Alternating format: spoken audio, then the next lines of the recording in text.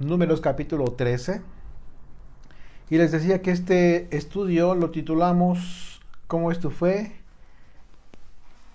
¿Qué es lo que decides? ¿En qué sentido decides? La fe nos permite tomar decisiones en nuestras vidas. Y en este caso Israel llega al punto, finalmente el pueblo de Israel llegó al desierto de Parán, un lugar en donde se daría una decisión que cambiaría toda la expectativa del pueblo de Israel, y por causa de no tener o no estar listo para recibir la bendición de Dios. Esta bendición que el Señor le había prometido a Israel desde Abraham, una promesa dada a Abraham, y la razón de no haber estado listos pues tiene que ver con el hecho de su carácter, el carácter que aún todavía no estaba formado, no se había terminado de formar para entonces por parte del pueblo. Un carácter inmaduro, y lo que trajo como consecuencia fue la desconfianza a la promesa hecha por el Señor, a pesar de que el pueblo ya había visto las maravillas del Señor, había visto cosas impresionantes de lo que era capaz el Señor, siempre estuvo con el pueblo, y sin embargo el pueblo seguía dudando. Es aquí donde nosotros podemos vernos reflejados o en su caso ver el nivel de fe que estamos teniendo a estas alturas. La incredulidad del pueblo es una característica propia de quienes aún no están listos para recibir la bendición de Dios. La bendición de Dios se recibe cuando hablamos de promesas que constituyen una bendición. Por alguna razón las constituyen una promesa y son anunciadas desde antes. En este caso estamos hablando de una promesa dada a Abraham y que se fue confirmada a través de Isaac, de Jacob, ¿sí? De los patriarcas, y que fue confirmada por ellos a su descendencia. Y en ese sentido, ¿qué es lo que se iba a requerir? Bueno, que el pueblo, para recibir esta gran bendición, adquiriera ya, que estuvieran listos, que adquiriera un carácter definido para poder recibirla, para poder recibir este tipo de bendición. Este es un principio que forma parte inherente del carácter de todo aquel que pretende formar parte del pueblo de Dios. Tú pretendes ser parte del pueblo de Dios, tienes que estar listo, estar definido, decidido para adquirir el carácter que te permita recibir las bendiciones del Señor. La enseñanza que tendremos en este pasaje es que no todos están listos incluso para recibir una bendición. No todos están listos para recibir una bendición, porque recibir el favor del Padre Celestial impone también una gran responsabilidad, la responsabilidad de confiar en Él y actuar en consecuencia. Tú no puedes recibir la bendición de Dios si tú no confías en el Señor. ¿Cómo? ¿Cómo puede ser? O sea, no tendría sentido, no es lógico. Así es que si confiamos en la palabra que nos ha sido anunciada, y sobre todo hablamos de una bendición anunciada, promesas hechas de antemano por el Señor. ¿Sí? Por favor. Y ese es el punto aquí importante. No significa que por el hecho de que aún seas inmaduro en la fe, Dios no te bendiga, Dios no guarde de ti, etcétera, etcétera. Por supuesto que sí. Estamos hablando de aspectos muy específicos, estamos hablando y sobre todo de un aspecto que gusta mucho a la gente hablar, y es de las promesas anunciadas, de las promesas que nosotros podemos ver en las Escrituras. ¿Sí? Así es de que si confiamos en la palabra que nos ha sido anunciada por Dios a través de las Sagradas Escrituras, que nos hablan de estas, y también no solo nos habla de promesas, sino también de responsabilidades que debemos nosotros asumir, incluyendo toda la enseñanza de Yeshua. Y si actuamos nosotros en consecuencia, entonces recibiremos esta bendición de Dios. Pero si desconfiamos de esta soberanía de nuestro Dios en cualquier prueba, en cualquier prueba en la que tú te encuentres, cualquier circunstancia, cualquier adversidad, entonces estarías dando vuelta para continuar trabajando en tu madurez espiritual. Una madurez que, como ya lo hemos dicho en otros estudios, debe ser tangible en nuestras vidas cotidianas. No es una fe en la mente, subjetivamente hablando.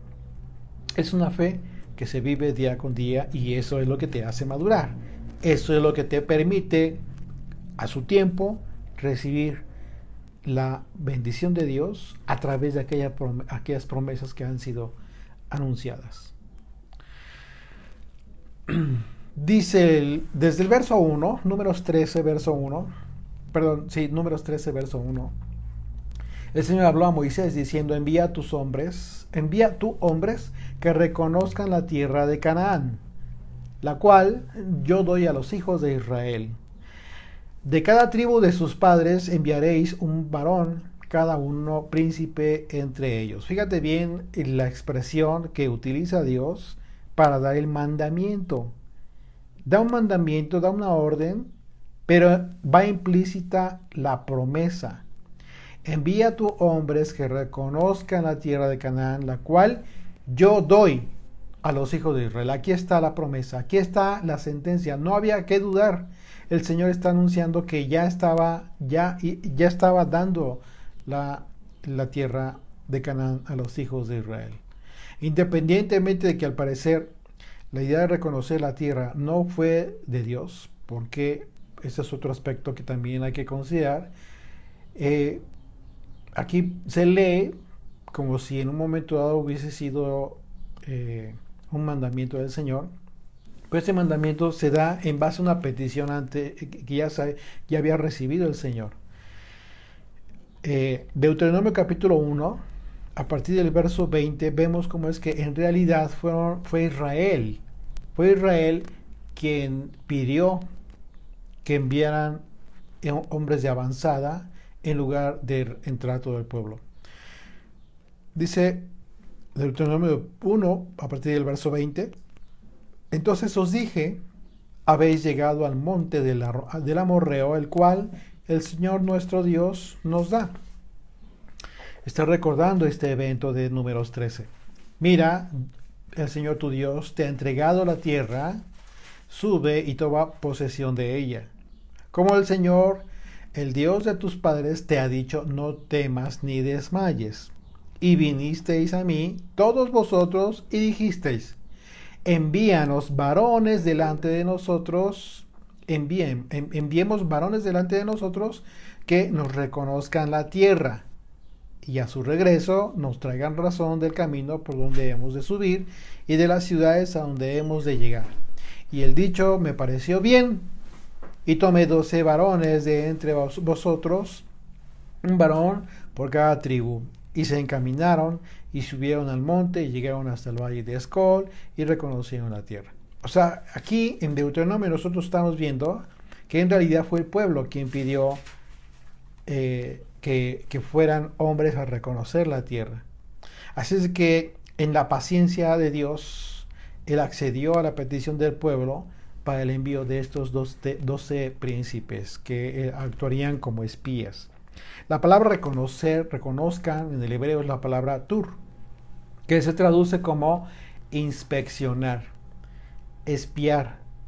Es decir, que Dios ordenó a Moisés que estos varones, príncipes de cada tribu de Israel, debían llevar a cabo una tarea de espías en aquella tierra, que, como lo vemos literalmente, el pasaje dice, la cual yo doy a los hijos de Israel. Esto significa que independientemente de la tarea de inspeccionar aquella tierra, independientemente de ello, hay algo seguro que no debió ponerse en duda por parte del pueblo, y es el hecho de que Dios ya de antemano había dado a Israel aquella tierra.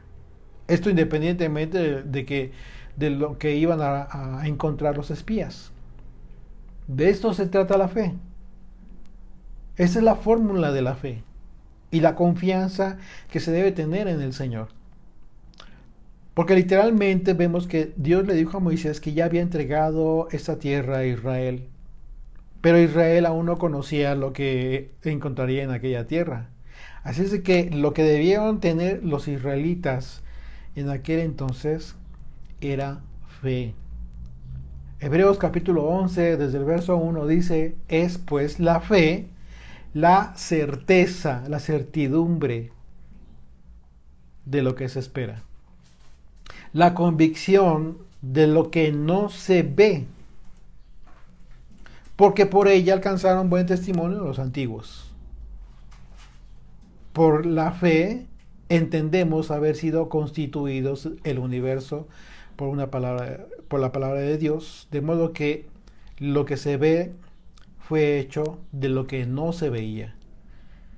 El concepto de fe, el concepto original de fe tiene que ver con fidelidad, con confianza en la palabra. Es decir, si Dios ya te dijo de antemano algo, tú debes de confiar en ello, independientemente de que en el plano en el que te estás encontrando, en la circunstancia determinada, no conozcas con qué te vas a encontrar, no sabes lo que vas a encontrar, lo que vas a ver, lo que va a surgir en determinado momento.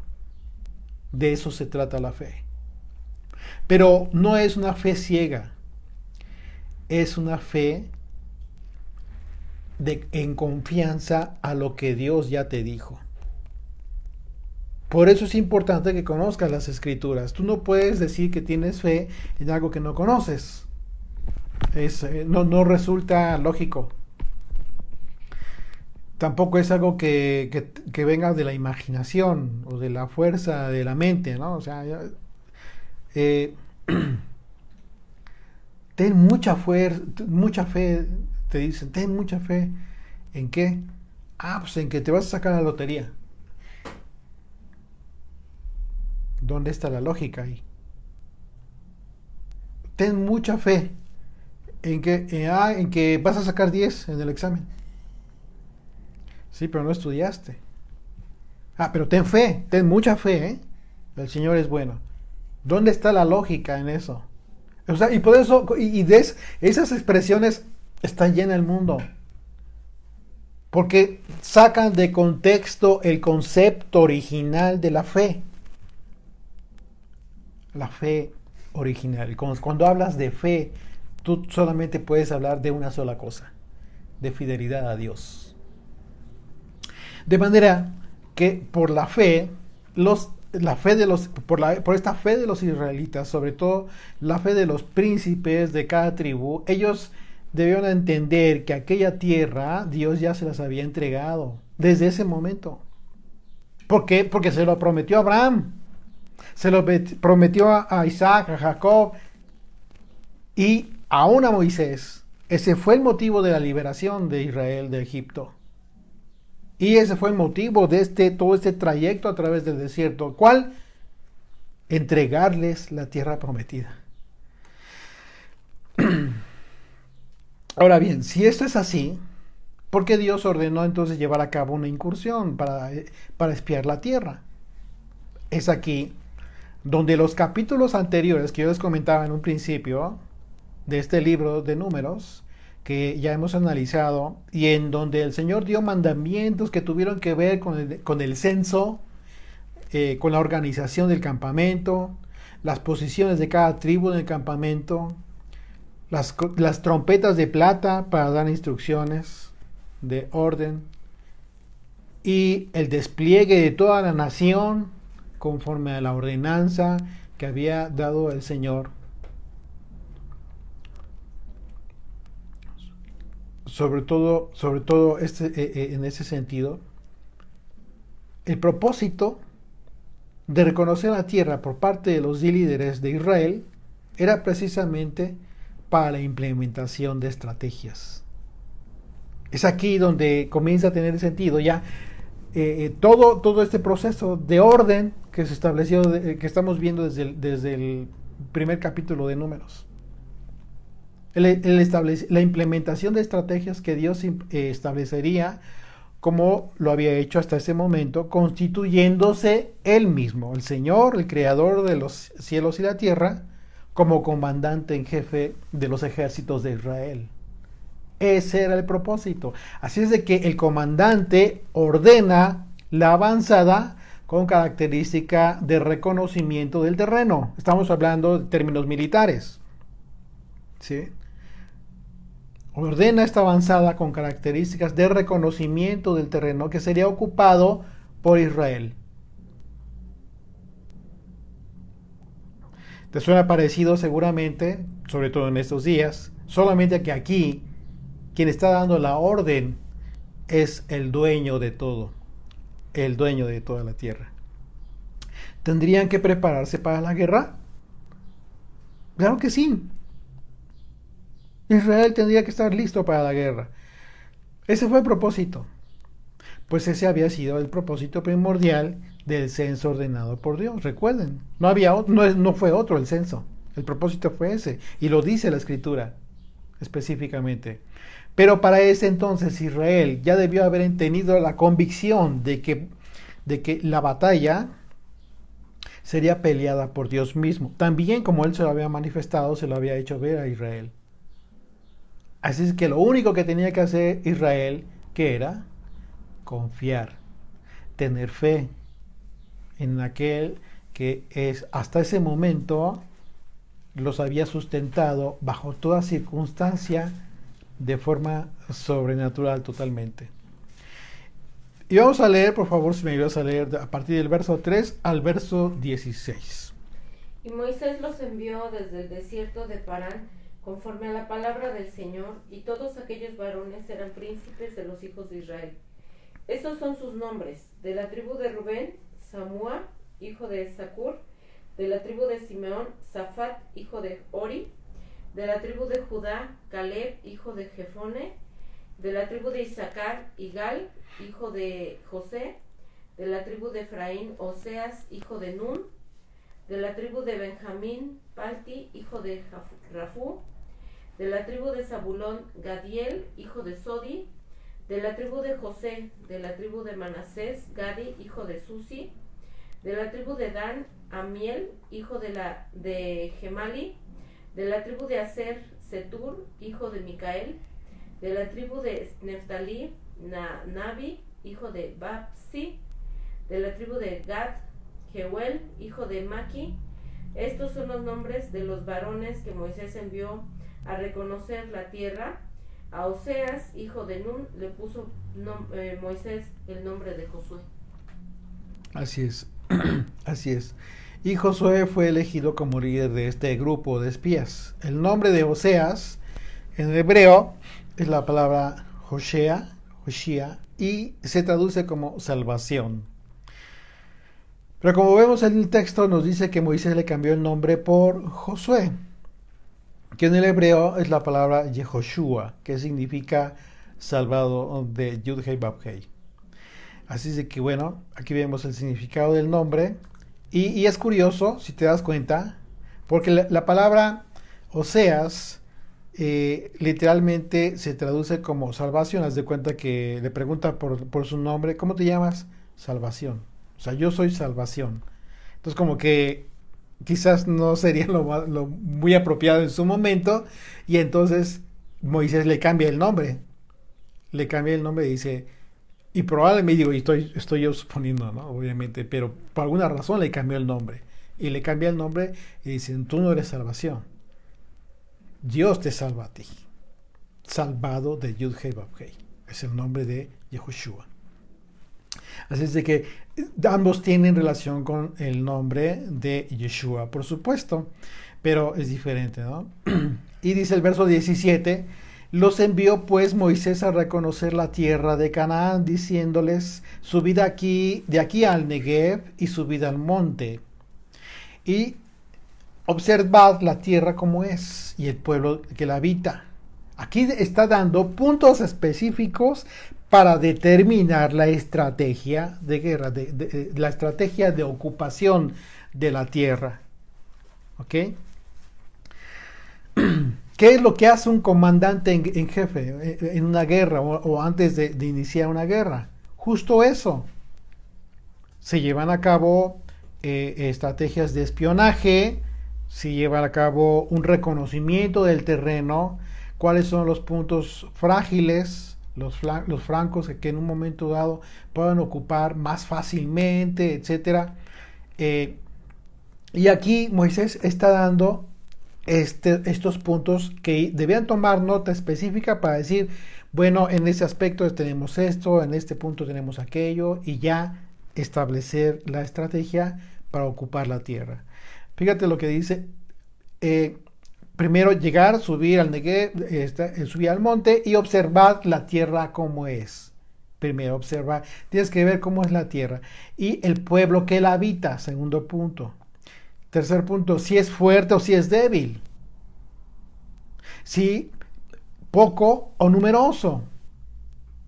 ¿Sí? ¿Cómo es la tierra habitada? Si es buena o mala. ¿Y cómo son las ciudades habitadas? Son puntos específicos que a una estratega militar le dice, le permite establecer la estrategia, ¿sí?, adecuada.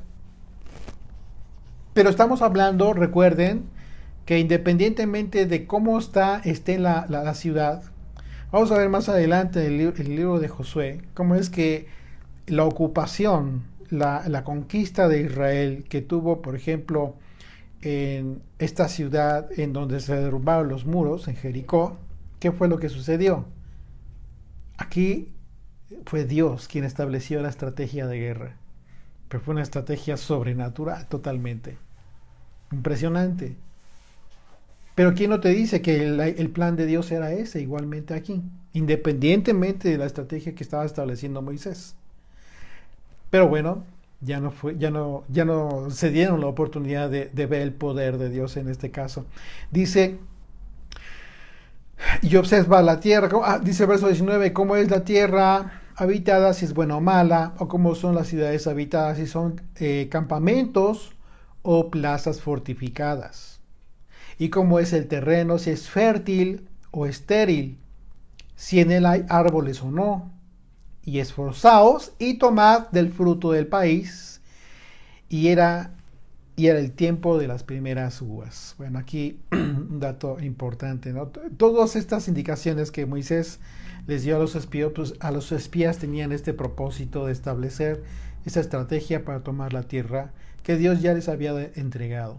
Y vemos que les hace un pedimento muy especial.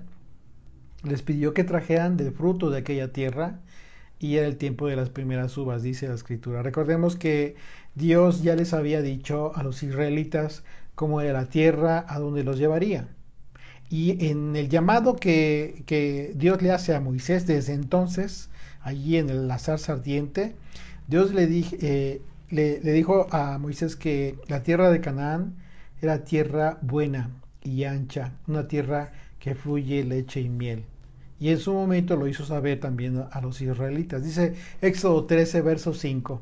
Y cuando el Señor te hubiere metido en la tierra del cananeo, y aquí, fíjate, aquí ya está dando por hecho que se iba a dar este acontecimiento, la entrega de la tierra. Dice, cuando el Señor te hubiera metido en la tierra del cananeo, del eteo, del amorreo, del heveo y del jebuseo, la cual juró a tus padres que te daría, tierra que destila leche y miel, harás esta celebración en este mes. Y bueno, va a hablar en ese contexto, en ese pasaje de la fiesta de la Pascua. Dice, continuamos ahí en el verso 21 de Números 13. Y ellos subieron y reconocieron la tierra del desierto y del desierto de Sin hasta Rehob, entrando en Hamat, y subieron al Negev. Y vinieron hasta Hebrón, y allí estaba Aimán, Sesai y Tamai, hijos de Anac.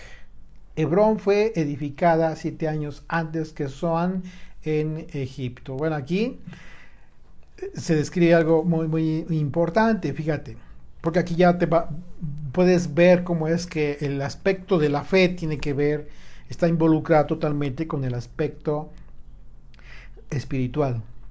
¿Ok? En este recorrido de los espías vemos que se encuentran en una ciudad llamada Hebrón. Hay que anotar esta palabra, la palabra Hebrón, que se traduce como conjuro, sociedad o asociación, encantador. Es decir, de acuerdo a su raíz etimológica, encantador, ¿sí? Y de modo que, de acuerdo a este contexto, en el contexto de este pasaje que estamos analizando, en el aspecto espiritual, ¿sí?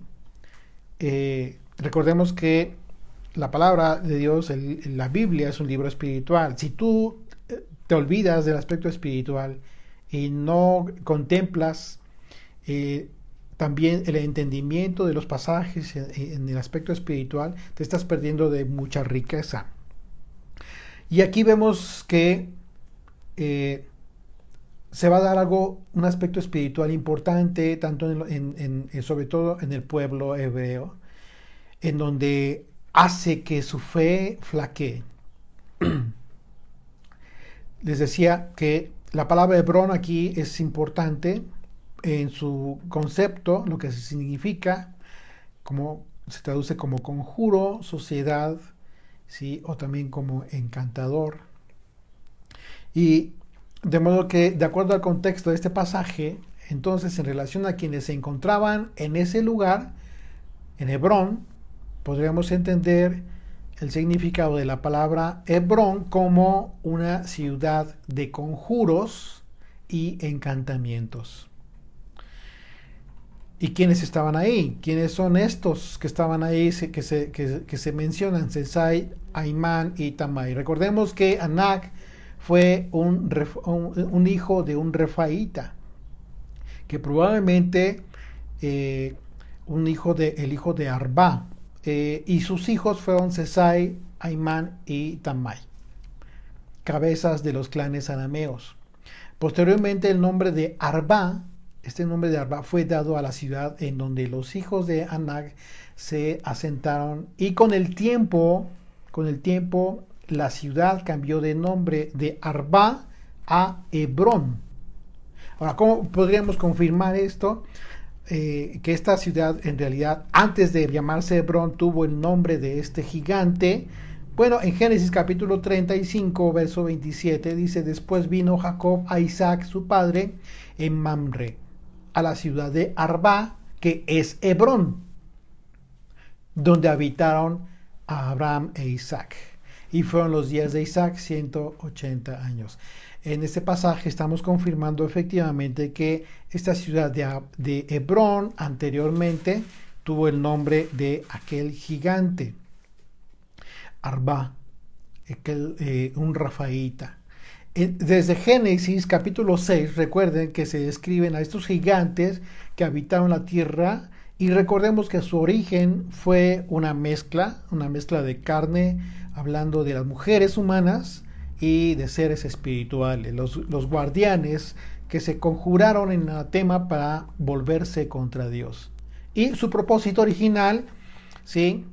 Y aunque Dios decretó el diluvio en aquel momento, ¿sí? Porque el propósito de ellos, de estos seres, fue rebelarse contra el Señor, con todas sus consecuencias. Como consecuencia, la causa, ¿cuál fue? Bueno, ¿qué fue lo que sucedió? Dios decretó el diluvio por causa de aquella gran maldad que había ya en la tierra. La sentencia del Señor, ¿cuál fue? Bueno, que sería extinta toda carne sobre la tierra. Toda carne sobre la tierra. Ahí está literalmente en el pasaje de capítulo 6. Así es de que por ello podemos ver gigantes después del diluvio. porque la esencia de estos seres es de maldad espiritual. Así es de que el panorama que vislumbraron aquellos espías israelitas fue en realidad una adversidad combinada. Una adversidad combinada, es decir, la adversidad que representa el aspecto físico, ¿sí?, con la existencia de aquellos gigantes, lo que impone obviamente, y el aspecto espiritual también estaba representado en la adversidad espiritual para lograr obtener la tierra prometida.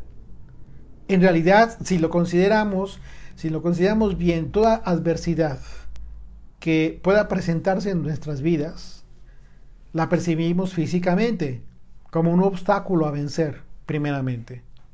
Sin embargo, el mayor obstáculo en realidad a vencer es la oposición espiritual para recibir la bendición de Dios. Siempre va a haber oposición espiritual. Siempre que se trate de una bendición de Dios para su pueblo, para ti, tienes que prepararte para recibirla en fortaleza de fe. Porque de otra manera no la vas a poder recibir, te va a dar miedo, vas a tener temor, vas a desconfiar. Y esa desconfianza va a ser alimentada por el maligno, por la adversidad espiritual. Verso 23. Y llegaron hasta el arroyo de Escol, y de allí cortaron un sarmiento con un racimo de uvas, el cual trajeron 2 en un palo, y de las granadas y de los higos. Y se llamó aquel lugar el Valle de Escol, por el racimo que cortaron de allí los hijos de Israel. Y efectivamente esta palabra, la palabra Escol, es una palabra hebrea que se traduce como racimo de uvas, o puede ser un racimo de otra fruta. De ahí nace la figura clásica del racimo de uvas, que es cargada por dos hombres. ¿Sí? Es muy característica de Israel, y es justamente pues la imagen que por ahí estamos tomando para la imagen que nosotros compartimos, publicamos ahí. Carlos Palmer nos hizo favor de apoyarnos para publicar los libros, los estudios del libro de Números como característica, precisamente porque es uno de los aspectos más característicos de Israel, el tema de la tierra prometida. Verso 25, y volvieron de reconocer la tierra al fin de 40 días. Estuvieron 40 días en esta misión, y anduvieron y vinieron a Moisés y a Aarón y a toda la congregación de los hijos de Israel en el desierto de Parán, en Cades, y dieron la información a ellos y a toda la congregación, y les mostraron el fruto de la tierra. Y les contaron diciendo: nosotros llegamos a la tierra a la cual nos enviaste, la que ciertamente fluye leche y miel. Aquí confirmaron la promesa de Dios. Aquí confirmaron que efectivamente era una tierra que fluye leche y miel, y este es el fruto de ella, dice. Mas el pueblo que habita aquella tierra es fuerte, y las ciudades muy grandes y fortificadas. Y también vimos allí a los hijos de Anac. Amalek habita el Negev. Recuerden que Amalek ya estaba constituido como enemigo acérrimo de Israel desde que fue liberado de Egipto. Y desde ese momento el Señor le dijo a Israel que tendría pelea por siempre, lucha por siempre con Amalek. Así es de que ya estaban ahí los amalecitas. Dice, habita el Negev, y el Eteo, el Jebuseo y el Amorreo habitan en el monte, justo lo que hoy sería el monte de Jerusalén, lo que fue en un momento dado el templo, el lugar del templo, el lugar más alto de Jerusalén. Y el cananeo habita junto al mar. El cananeo habita junto al mar. ¿En qué lugar? Justo lo que hoy viene siendo Palestina. Dice, y la ribera del Jordán. Entonces Caleb hizo callar al pueblo delante de Moisés y dijo: subamos luego y tomemos posesión de ella, porque más podremos nosotros que ellos. Fíjate cómo de inmediato Caleb se manifiesta en fe, en confianza, en fortaleza de fe, y hace esta declaración. A la vista de todos, fíjate bien, a la vista de todos, lo que estaba diciendo Caleb carecía de sentido, porque Caleb en ese momento representaba a un hombre que estaba hablando con la plena convicción de fe que le hace creer en verdad que Dios estaría con él para tomar la tierra prometida. Sin embargo, a continuación vemos que lo que sucede hoy en día con muchos incrédulos. Cómo nos ven y cómo nos juzgan de locos, y eso es precisamente porque nuestra perspectiva divina, nuestra perspectiva es divina, ¿sí? Conforme a los hijos de Dios debe ser. Mientras que los incrédulos no creen en lo sobrenatural y en lo poderoso de Dios, en quien tenemos nosotros plena confianza. Es aquí donde surgen dos perspectivas, dos visiones. Una de los que creen, los que tienen fe, y otra de los que no creen, de los que no tienen fe. ¿A cuál perteneces tú? ¿O a cuál te gustaría pertenecer? ¿A cuál de estos dos grupos?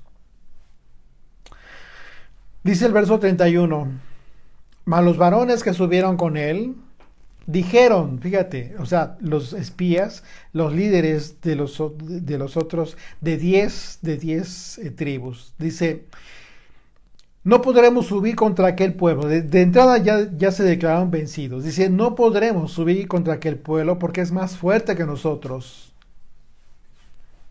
Y hablaron mal entre los hijos de Israel de la tierra que había reconocido, diciendo, la tierra por donde pasamos para reconocerla es tierra que traga a sus moradores. Y todo el pueblo que vimos en medio de ella son hombres de gran estatura.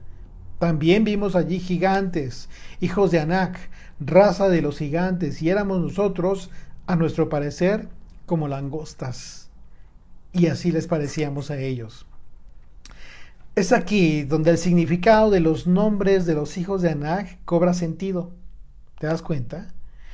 Si consideramos que el significado del nombre de aquellos gigantes fue justo lo que causó que los israelitas que se rebelaron o que se declararon ya vencidos desde entonces, antes de iniciar la batalla,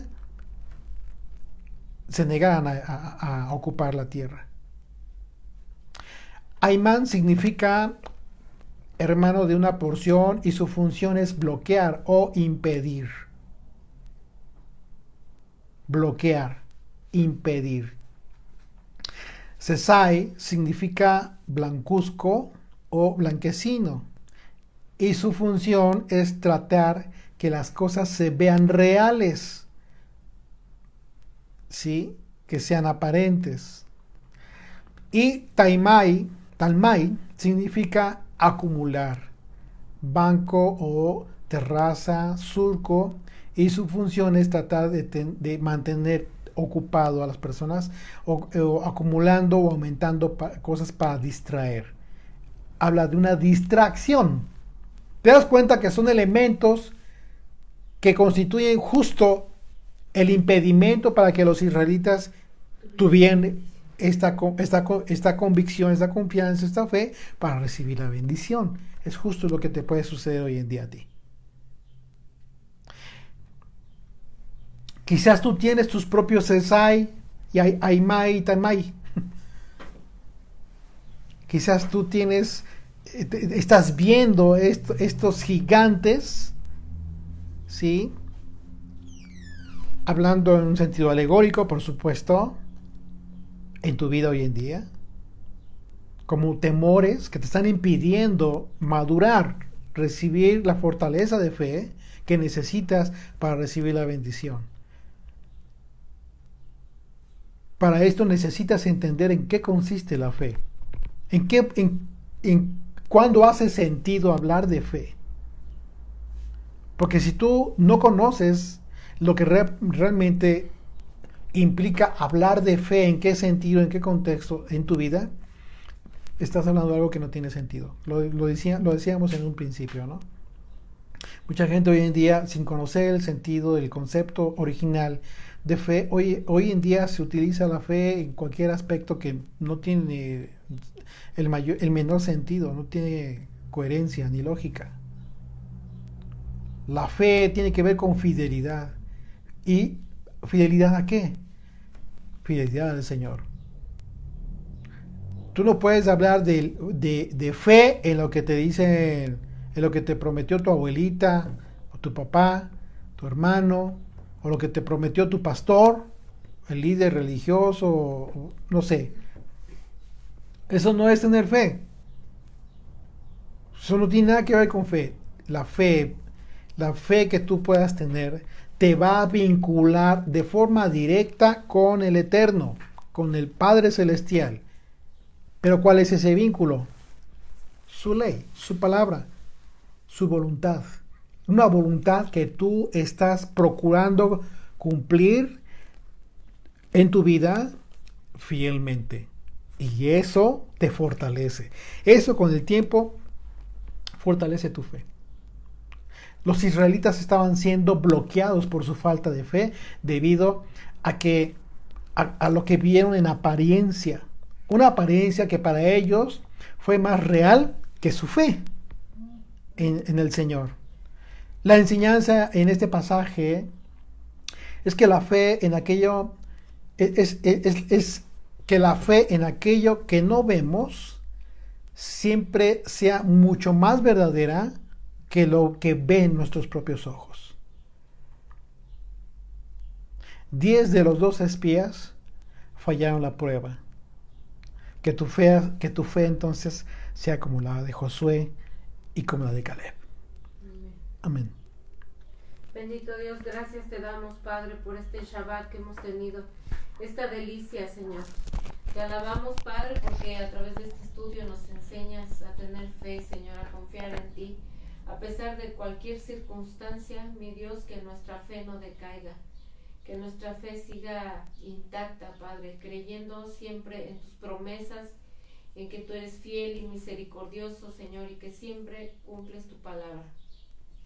Te bendecimos, mi Dios, por este estudio. Te pido por todo tu pueblo Israel en todas partes del mundo, Señor. Padre eterno, tú dices en tu palabra que al que pida fe, a ese se le dará. Y queremos más fe, Señor. Queremos más fe, más conocimiento en ti, Señor, más confianza.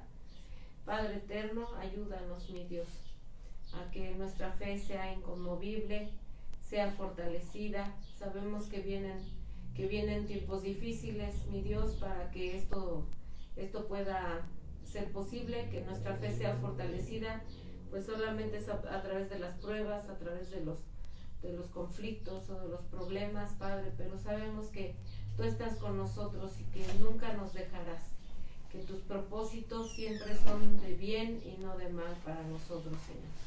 Te alabamos, Papito, en este tiempo y te damos gracias por esta nueva semana que inicia, Padre, para que tú nos sigas acompañando, Señor, para que tú nos guardes en el hueco de tu mano, que guardes a tu pueblo Israel, mi Dios, y que tú permitas, Padre, que despierte tu pueblo, que aún se encuentra dormido, pues a pesar de estos espíritus que aún están en este mundo, Señor, como estos gigantes, Padre, como los hijos de Anak, que estorban a la gente también para acercarse a ti. Te pedimos, Padre eterno, que tu espíritu sople aliento de vida a los huesos secos de la casa de Israel. Te bendecimos en el nombre y por los méritos de Yeshua.